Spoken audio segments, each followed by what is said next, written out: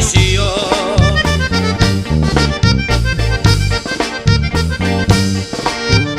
La esposa de don Hermilo dijo: no vas a bajar, por qué caso no sabemos, algo te puede pasar.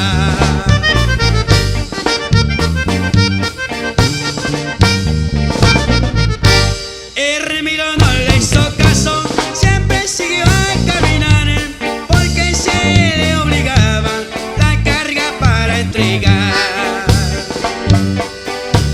Hermilo no le hizo caso, siempre siguió a caminar, porque se le obligaba la carga para entregar.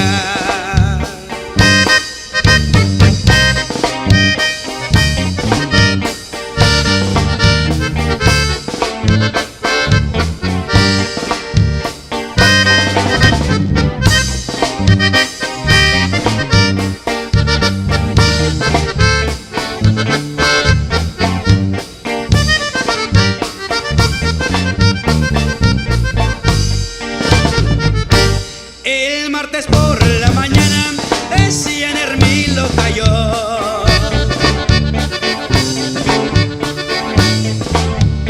En donde estaba tirado, sin saber quién lo mató.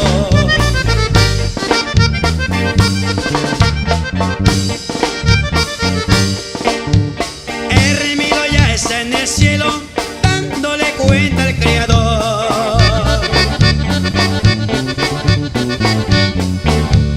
Y el amigo que lo hizo le tiembla en el corazón.